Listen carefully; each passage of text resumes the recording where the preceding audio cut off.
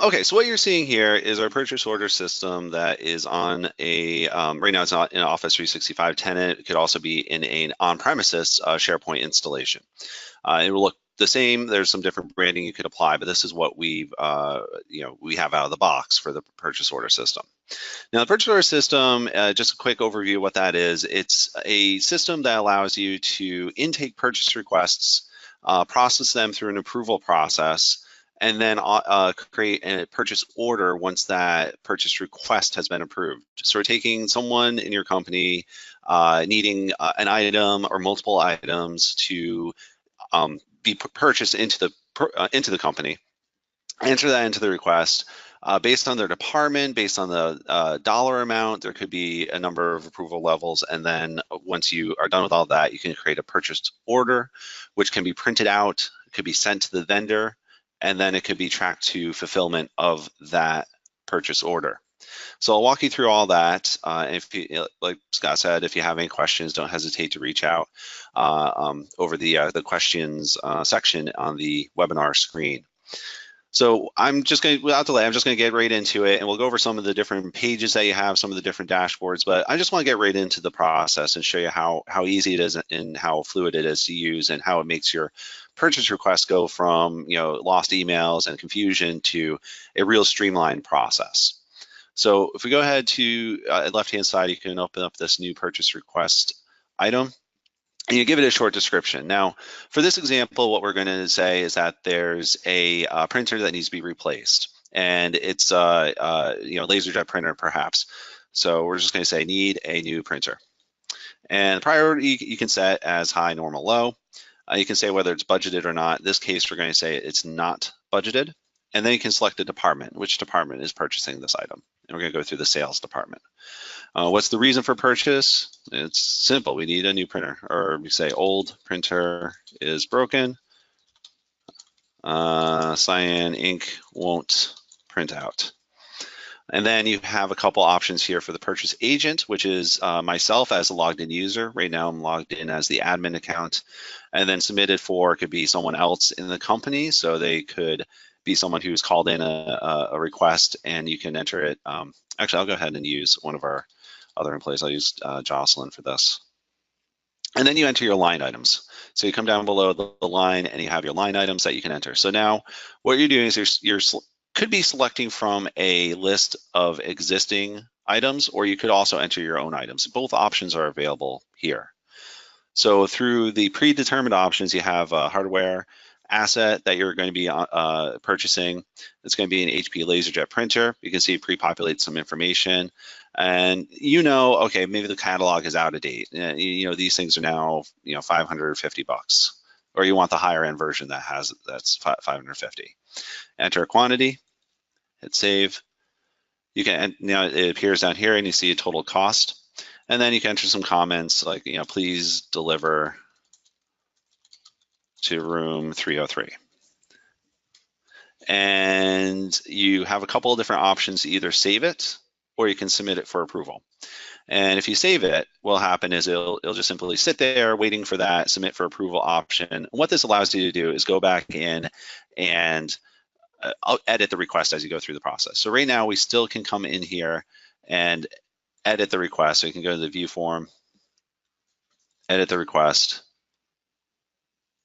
and then we can add new items. So it allows you to go in here and add new items through the interface.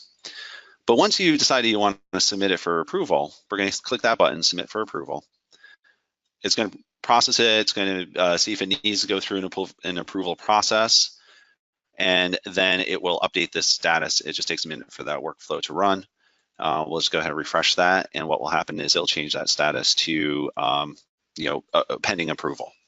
So that should take a moment to run. Now it's changed to pending approval. Now, once that happens, you'll notice that if you come back in here, you cannot, even if we go to edit mode, you cannot add new line items to this form. So if we try to add a new item after it's submitted for approval, we'll get an error message that says adding and editing is not allowed. So you see that there's an approval process here. And who the assignee is for this approval is determined through the approver definitions. So we'll go through that in just a moment. But for now, you'll see that the admin account is the approver. there's also this approver tasks section where you can see what tasks are assigned to you as the approver. Right now I'm logged in as an admin account, so I have this approval task. Only the admin account can come in here and approve this task now. So I'm gonna go ahead and edit this item. You'll see you have these approve, deny, and send back options. We'll go ahead and approve it. In addition to this, and also you can add in your comments, but I also want to point out the fact that the approver got an email. So you see here's our PR number 00023, needs your approval. There's also this option to approve, deny, or send it back through email. I'll show you that a little bit later in the demo, but that is possible as well. So we're gonna hit OK, no comments. And again, this will update. This open task will disappear, and what will happen is this approval, this purchase request will change to approved. Let's give that a second to happen.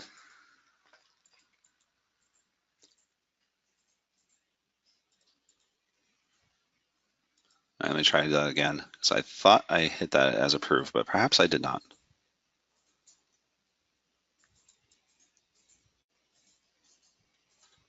Approve it. So it should approve. And of course, this worked fine prior to the webinar today, so I apologize for that. But okay, coming here, now we see that it's approved. We'll see that this purchase request is now approved. Once that purchase request is approved, what you can do is create a purchase order from it. So you go to this view form and select create purchase order. So when we do that, we can go and create the purchase order, and then what will happen is it will generate this PO. The PO will be attached to this purchase order, and then now you can track the process from beginning to end of the PO process. So before we move into that part of it, what I do want to show you is the email approval, how easy that is. So if you come in here, and we'll create a new purchase request. In this case, what we're going to do is have a few more line items because we're going to be purchasing more things. We have some new team members. And we want to, this is a critical item. It's budgeted for, it's going through the sales department, and it's going to be, we hired 3 new salespeople. And again, we're going to submit this for Jocelyn because I'm just going to pick on her for this demo.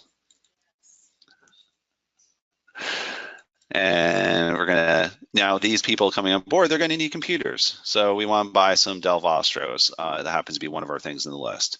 Now let's say you know, this is pretty meager catalog at the moment, and this is just for demo purposes, but there's areas where you can add any number of items in here for your own purposes. But for this example, what we're gonna do is say, you know what, I don't wanna buy Dell Vostros, I wanna buy iMacs, because I want these people to have the best of the best. Or you can have MacBook Airs.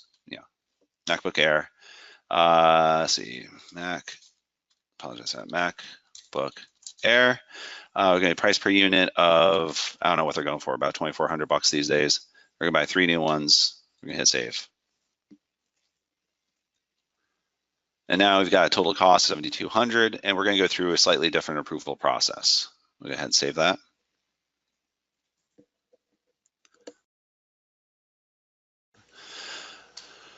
Okay, again, so give the workflow a minute to kick off, and it'll say that this is pending approval.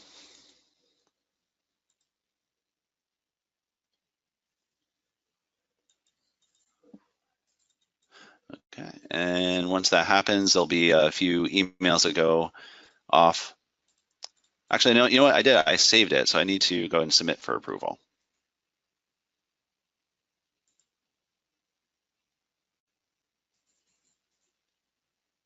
So submit that for approval.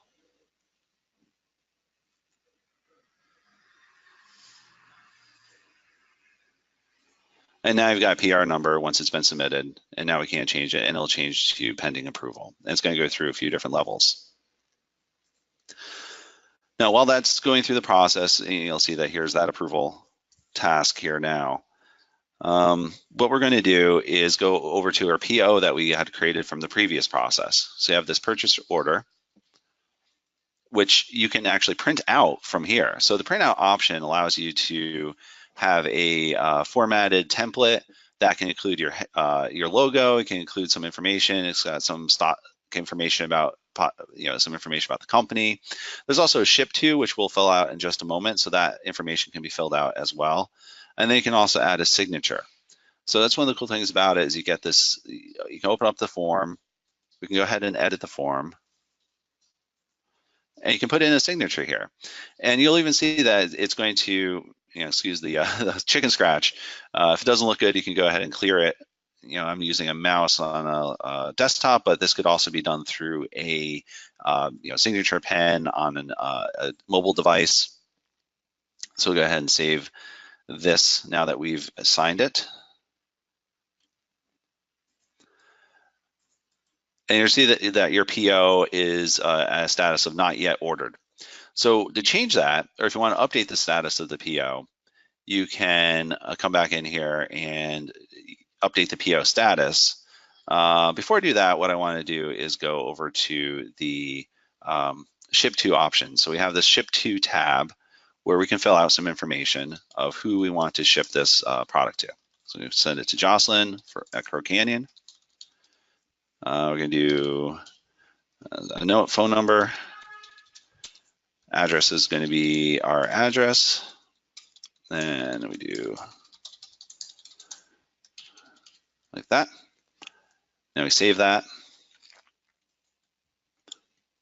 Now when we go back to our print option,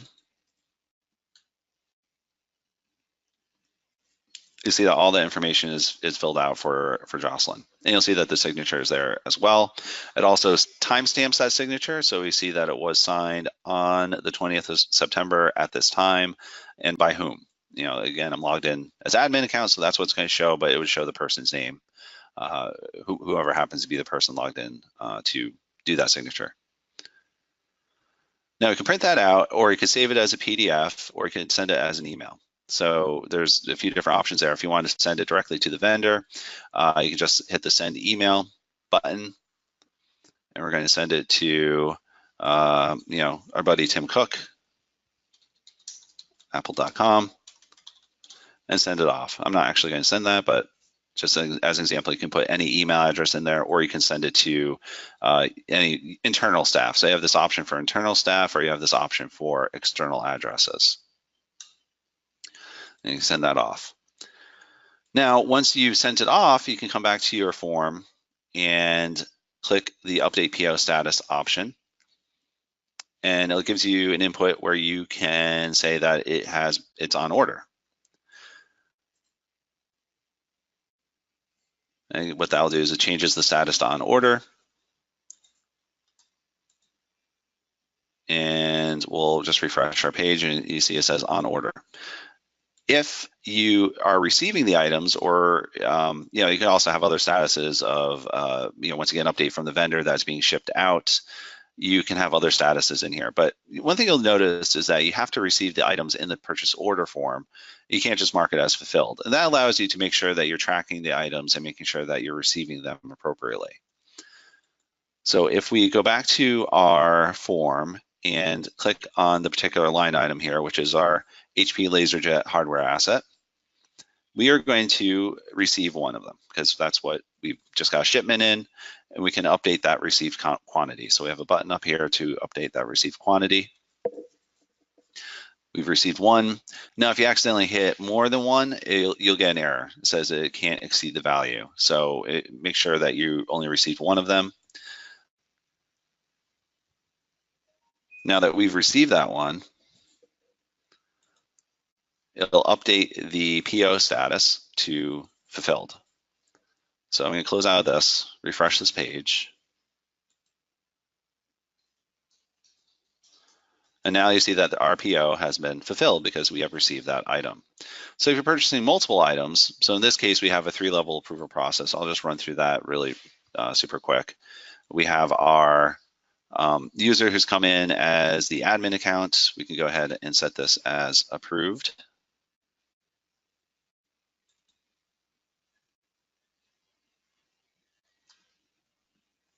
And we're going to do it without comment. Now, the next person in the process is going to be another user who happen to be logged in as in another screen.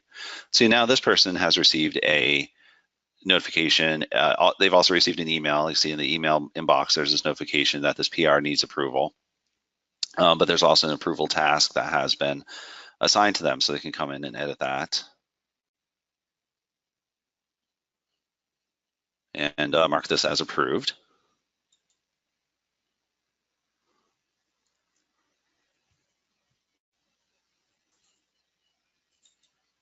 Okay. And then the final step of the process, and you'll see this updates, and there's this should disappear. But the last step in the process, there's another final approval. This one has 3 approval levels. There'll be another notification that goes out, and that last person may not be one who wants to log into this site. They just want to approve it via email. So they can do so, because they will get an email into their inbox, and they can just click on approve, and it'll create that email and send it back to the system and process that approval. Let's give that a moment to come through.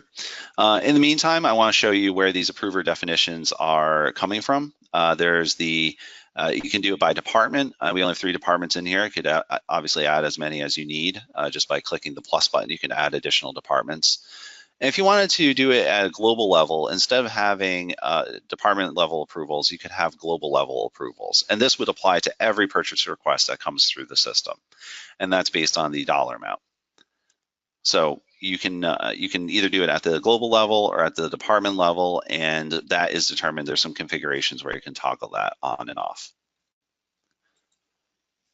Now let's go back to our purchase request over here. And we've gone through a couple of levels of approval at this point. And you'll see that one of them has come through. The other one, for some reason, seems to be a little bit delayed. So let me go ahead and check that and see where we're at with that status. Let me just go ahead and approve that item. Make sure that it is done.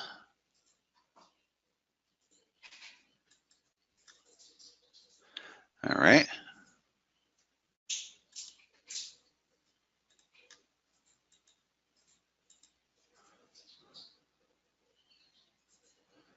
Okay, so that now should be complete. We'll go ahead and refresh this. All right, now you can see that that second level approval has been completed. And then there's going to be a third level approval. It's going to a different account, but just happens to be the same name. And this person will approve it via email. So you'll see, they get an email, comes in, here's the details. They hire 3 salespeople. Here's the hardware they want, the total cost for the items, and then they can click approve, deny, send back. If they click approve, it just opens up a quick email, and you can write some comments. Say, looks great. Send. And now that's it. Now it'll take a minute for that workflow to run, and it's all approved. And so again, once that happens, we can go through that process of creating the PO and following it through to fulfillment again. So that is as that. Now throughout the process, you approve it, you get it sent to a PO, you can have that PO sent out to the vendor, you can fulfill that PO. Throughout the whole process, what I've been showing you are the different forms and interactions you have to run those workflows, but you might be a person who wants to oversee the whole process, or you have someone in your company who wants to oversee the whole process. Embedded in the solution, we have these dashboards. So we have a dashboard for the purchase requests, and we have a dashboard for the purchase orders. And in both of those, you get some metrics or some status values about your different PRs and POs. So what you're seeing here is you have some quick information about how many open purchase requests you have, how many have pending approvals, and then you can see some different options by status. You can see some of these have been denied. A lot of these have had the PO generated already. Some of them are pending approval. Some of them have been sent back for more information. You can also see how many PRs are coming through by department. And then you can see other information about all the open purchase orders or all closed purchase requests. And similarly, on the purchase order dashboard, you have the same interface. You can come in here and see the metrics about the purchase orders. Same idea. You have the ones that have been ordered, ones that have been reconciled, which ones are open.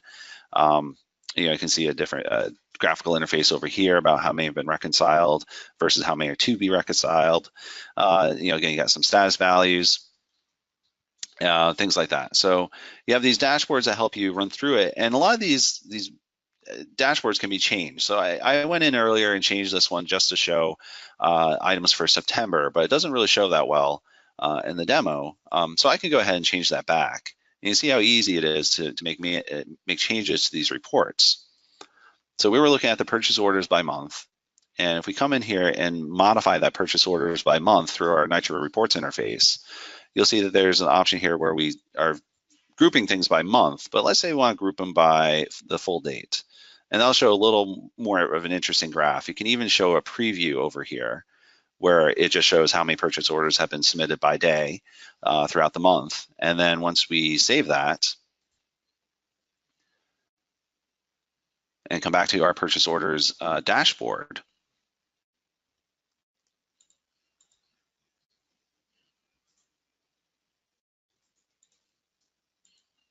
you'll see that it has changed that report. So through the back end, that report center, you can change the reports that appear on the front end.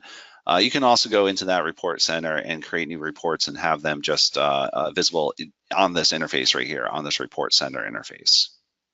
You can go ahead and do that.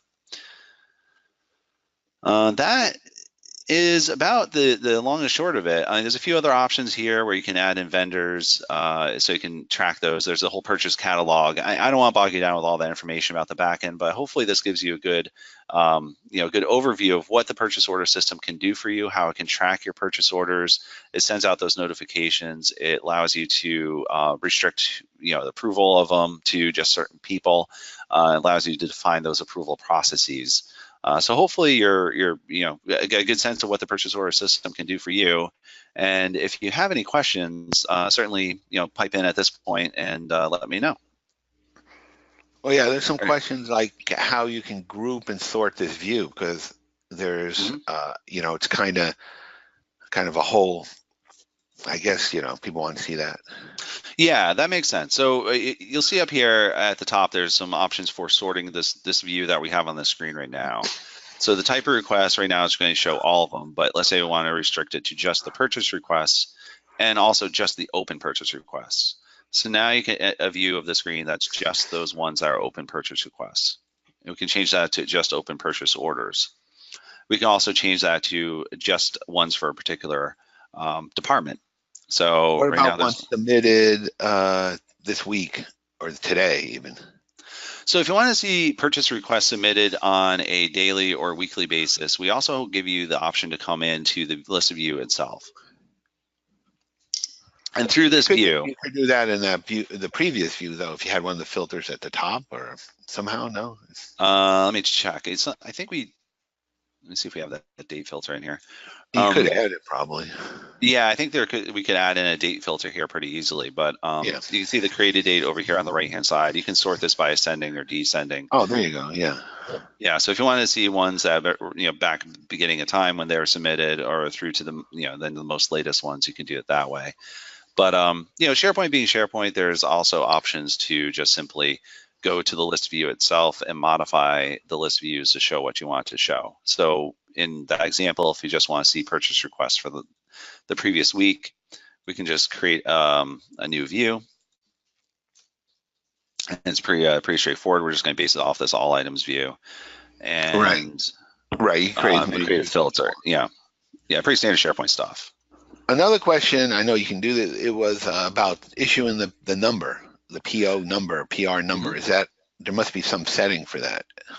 Yeah, I think that's embedded in our workflow tool. So let me pop in there real quick and take a look at that. I guess they're saying they might have a particular naming scheme in their corporation.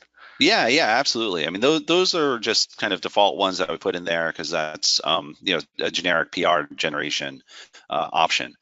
But we can jump into a little bit here about the Nitro workflows. As was mentioned at the beginning of the call, a lot of this is driven through the Nitro tools that we have, the reports, the forms, the workflows, and there is some different workflows here. I might have to poke around to find the specific one, but it's either through here or through a custom action that would allow that purchase order or purchase request number to be modified. So you don't have to use the same number that we have in this demo. I'm not seeing it right.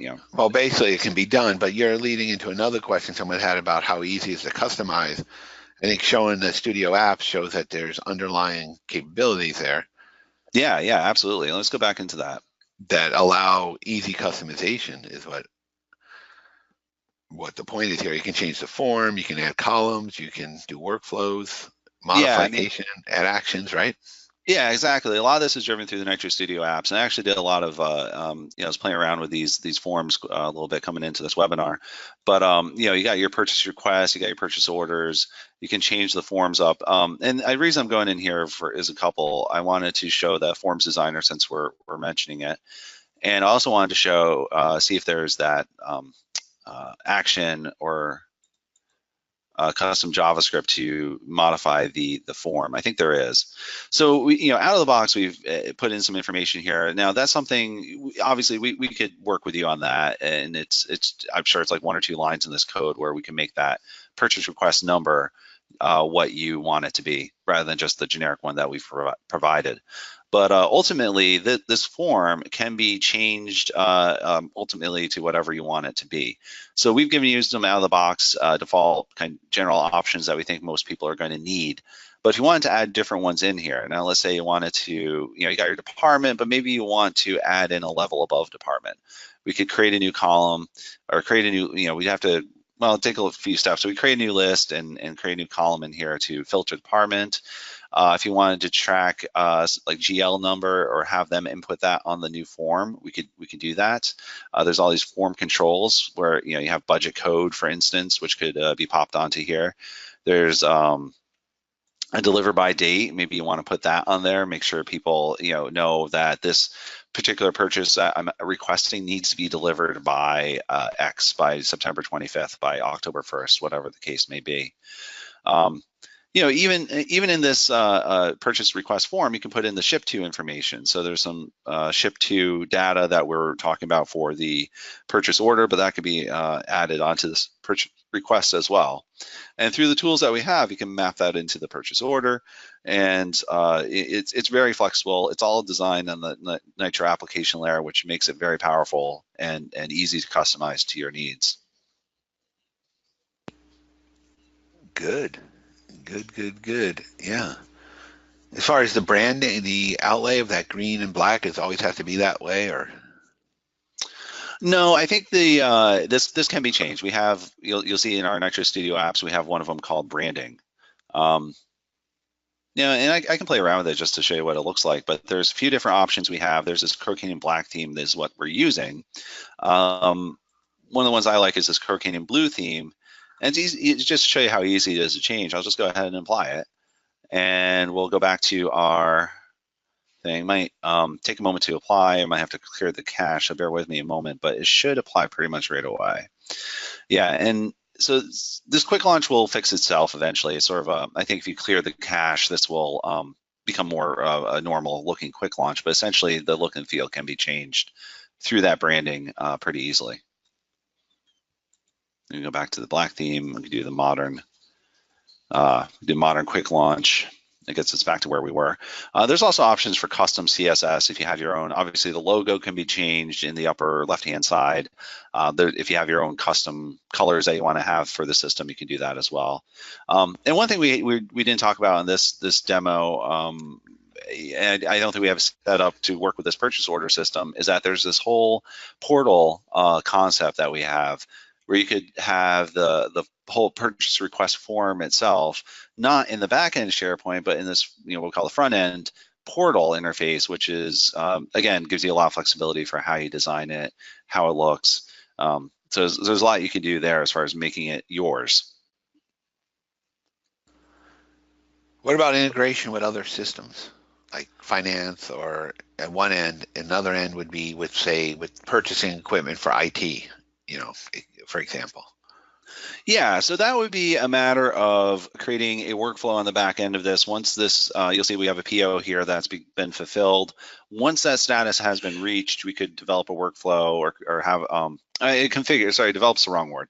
Configure a workflow in our Nitro Workflows tool, which will allow you to take that information from this item. So you have some information about what type of hardware it is.